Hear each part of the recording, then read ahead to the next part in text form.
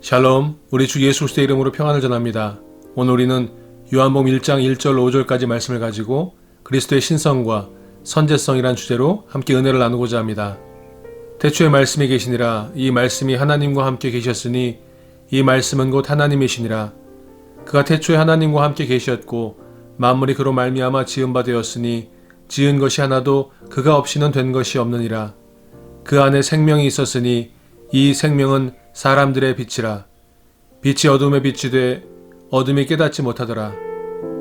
요한복음 1장의 전반부 1절부터 18절은 본서 전체의 서론에 해당하는 부분으로서 세부 내용의 전개에 앞서 본서 전체의 신학적 주제를 매우 간결하게 압축 요약 제시하고 있습니다.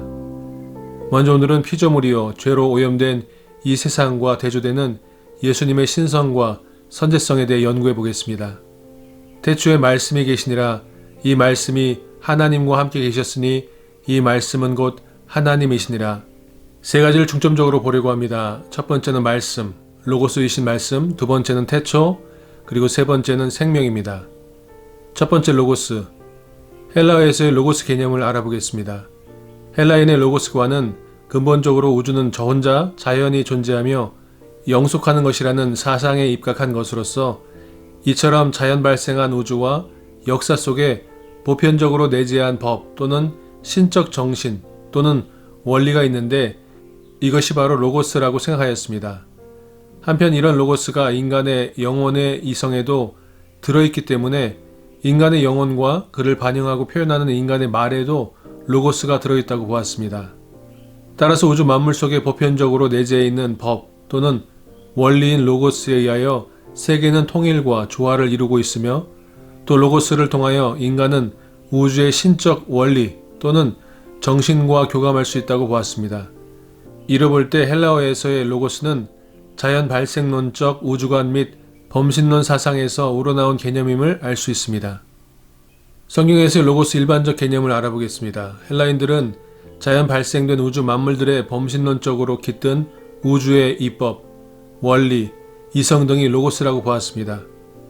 그러나 성경은 절대 초월자로서 우주 만물을 지으시고 그것이 조화를 이루게 경륜하시는 하나님의 의지와 주권에서 우러나온 계시의 말씀과 우주의 운행 속에 담긴 조화로운 섭리의 원리를 로고스라 칭했습니다. 즉, 로고스가 저 스스로 우주 전체에 편재한 절대적 존재 자체가 아니라 절대 초월자이신 하나님의 의지와 주권을 선도하는 계시 또는 하나님의 섭리와 계시의 내용일 뿐이란 것입니다. 이처럼 헬라에서와 성경에서의 로고스의 개념이 전혀 다르지만 일단 그것이 스스로 있는 것이든 절대 초월자의 의지를 표현하는 도구이든지 간에 그것이 결과적으로 우주 만물과 인간 영혼에게 고루 반영되어 있고 또 전달되고 있다고 생각한 점에서는 동일하기 때문에 이 용어가 성경에서 차용되었습니다. 로고스에 관한 구약의 개념은 헬라어 로고스에 해당하는 구약 성경의 히브리어 다바르, 곧 말씀은 대체로 절대 초월자이신 하나님이 주신 말씀과 하나님의 언어 행위를 의미했습니다. 하나님의 말씀은 천지창조의 동인이었습니다. 저가 말씀하심에 이루었으며 명하심에 경고히 섰도다 라고 했습니다. 또한 내 입에서 나가는 말도 헛되이 내게로 돌아오지 아니하고 라고 했습니다. 이처럼 하나님의 말씀은 하나님의 주권과 의지에서 나온 것이기 때문에 하나님의 계시를 받은 선자들은 그것을 자신의 생각에 따라 임의로 변경하여 전할 수 없었으며 오직 하나님의 위엄과 권위로 주어진 계시의 말씀을 그대로 전했어야 했습니다. 신약 성경 속의 로고스의 개념은 이렇습니다. 공관복음에서 로고스는 주로 예수 그리스도의 가르침, 곧 복음의 말씀을 가리켰습니다. 공관복음서는 마태, 마가, 누가복음, 즉 같은 관점에서 써진 복음서를 말합니다. 한편 사도행전이나 서신서들에서도 로고스는 그리스도의 죽음과 부활을 근간으로 하는 복음의 메시지 및 하나님의 계시를 가리켰습니다. 그리고 사도들의 메시지를 한마디로 말씀이라 표현하기도 했습니다. 이를 볼 때 신약에서의 로고스 개념도 제2위 성자 하나님으로서 절대 초월자이신 예수님의 언어 행위 및 거기에 담긴 메시지를 가리켰음을 알 수 있습니다. 로고스로서의 그리스도를 알아보겠습니다. 한편 본문에서의 사도 요한은 직접적으로 예수를 로고스로 묘사하고 있습니다. 또 문자 그대로의 표현은 예수가 로고스 곧 말씀이었다가 성육신한 것으로 묘사하고 있습니다. 그러나 이는 결코 문자 그대로 예수가 성육신 이전에는 말 또는 우주의 원리의 형태로 존재하다가 육신을 입은 존재가 되었다는 마치 이방 신화 같은 신비적 사상을 나타낸 것이 아닙니다. 이는 다만 제2위 성자 하나님으로서 성육신하여 우리의 구속주가 되신 예수님의 지위와 사역을 나타내기 위한 문학적 표현이었습니다. 성경은 로고스를 절대 초월자로서 우주 만물을 질서와 조화 있게 창조하시고 섭리하시며 나아가 인간 구원의 원리까지 세우신 하나님의 의지와 주권을 반영한 계시로서의 하나님의 말씀과 하나님의 계시 및 역사와 우주에 대한 하나님의 섭리 자체에 담긴 원리로 보고 있습니다. 이에 사도 요한은 예수님도 제2위 성자 하나님으로서 그런 로고스의 주체이신 성삼위일체 중 한 분이셨으며 나아가 성부 하나님이 우리에게 주신 구원 계시의 핵심이 바로 성육신한 성자의 대속을 통한 구속의 원리였는 바 예수를 로고스로 표현한 것입니다. 이를 보다 세분하면 다음과 같습니다. 첫 번째는 로고스의 주체로서의 그리스도. 예수는 인자이신 동시에 제2위 성자 하나님이신 바 절대 초월자의 한 분으로서 우주와 역사를 창조하신 분이시며 또 우주와 역사의 원리를 입법하신 분이십니다. 또한 그에 대한 주권과 의지를 말씀으로 선포하시는 주체의 한 분이십니다. 두 번째, 로고스의 전달자로서의 그리스도. 예수는 성육신 이전에도 여호와의 사자로서 하나님의 주요 계시의 전달자의 사역을 하셨거니와 결정적으로 성육신하셔서 하나님의 구속의 섭리를 복음으로 당신의 제자들에게 전달하셨습니다. 세 번째로 로고스 자체로서의 그리스도. 성경에 나타난 하나님의 계시 말씀의 궁극적인 메시지는 결국 우리 주 예수 그리스도를 통한 죄인의 구속입니다.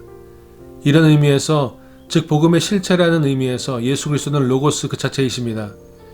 이상의 새 의미에서 주님은 전 우주와 구원의 원리를 세우신 로고스의 근원이시며 그 로고스의 전달자이시며 로고스 그 자체이십니다. 실로 주님은 우리의 로고스이십니다. 두 번째로 태초의 말씀에 계시니라. 태초에 대해서 알아보겠습니다.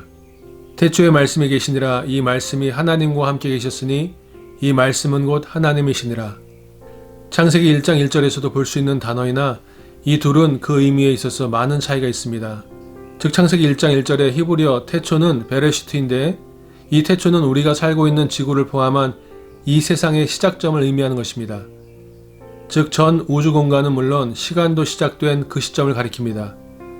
그러나 요한복음의 헬라어 태초는 엔 아르케인데 이 태초는 창세기 1장에서 창조된 시간의 개념을 초월한 의미로 시간과 공간이 창조되기 이전이라는 뜻입니다. 물론 여기 태초에 해당하는 헬라어 아르케도 사전적으로는 단순히 시초, 원점을 가리키지만 2절에 태초의 말씀이 하나님과 같이 있었고 또 3절에 만물이 그로 말미암아 창조되었다고 하였으니 여기서의 태초는 만물이 있기 전에 영원이란 뜻입니다. 세 번째로 생명에 대해서 알아보겠습니다. 그 안에 생명이 있었으니 이 생명은 사람들의 빛이라. 성도가 누리는 생명 또는 영생은 단순히 살아있음을 의미하지 않고 성도가 하나님 안에서 계속적으로 누리는 가장 높고 가장 고상한 활력에 찬 영적 도덕적 생명을 뜻합니다. 4절에서는 그러한 생명이 오직 그 예수 그리스도 안에 있음을 선언함으로써 그리스도만이 인간이 범죄함으로 잃어버린 영적 생명의 회복자이심을 밝히고 있습니다. 여기서 사용된 생명이라는 용어는 성경에서 아주 특별한 의미를 지닙니다. 즉 신약 성경에서 생명이라고 번역된 단어는 원어에 있어서 두 가지인데 비오스와 조세입니다. 여기서 전자는 보통의 생활이나 생애를 뜻하고 후자는 사도 요한이 잘 사용하는 말로서 죽음의 반대어입니다. 따라서 본문에서 저자가 사용하는 것이 바로 이런 죽음과 대비된 생명과 영원한이라는 형용사가 함께 쓰여 영생이란 뜻으로 사용됩니다. 생명은 사람들의 빛이라. 여기서 빛은 헬라어로 포스인데 이 빛은 달빛이나 별빛과 같은 반사광 혹은 등불이나 횃불의 빛과 같은 인위적인 빛이 아니라 태양 광선과 같은 자체적으로 발산하는 빛을 의미합니다. 그러나 본문에서는 비유적으로 사용되어 그리스도를 가리키는 표현입니다. 그리스도 안에 있는 생명은 사람들을 죽음의 세계인 어두움에서 불러내어 생명의 세계인 빛 가운데의 삶을 살게 함으로 사람들의 빛인 것입니다. 4절에서 그리스도에 대해 소개하는데 사용된 생명과 빛은 요한의 기독론에 있어서 중요한 역할을 차지합니다. 그 횟수에 있어서도 요한복음에서 빛은 23회나 나타나며 생명은 54회 사용되어 그리스도의 본질적 사역이 인간에게 영원한 생명을 부여하는 구원 사역임을 밝히고 있습니다. 빛이 어둠에 비추되 어둠이 깨닫지 못하더라. 빛은 그 자체에 어두움에 대비되는 속성을 갖고 있어 비추이기 마련입니다. 그런데 본문에서는 일반적인 의미와 같이 빛이 외부에서 비추는 것이 아니라 빛이 어두움 안에서 비추고 있다고 말씀하십니다. 이는 죄악된 세상 안으로 오신 예수님의 성육신의 사건을 의미하는 것입니다. 즉 생명의 빛 되신 예수 그리스도께서 이 죄악된 세상 안에 들어오셨다는 것입니다. 태초에 말씀이 계시니라. 이 말씀이 하나님과 함께 계셨으니 이 말씀은 곧 하나님이시니라. 그가 태초에 하나님과 함께 계셨고 만물이 그로 말미암아 지은 바 되었으니 지은 것이 하나도 그가 없이는 된 것이 없느니라. 그 안에 생명이 있었으니 이 생명은 사람들의 빛이라. 빛이 어둠에 비추되 어둠이 깨닫지 못하더라.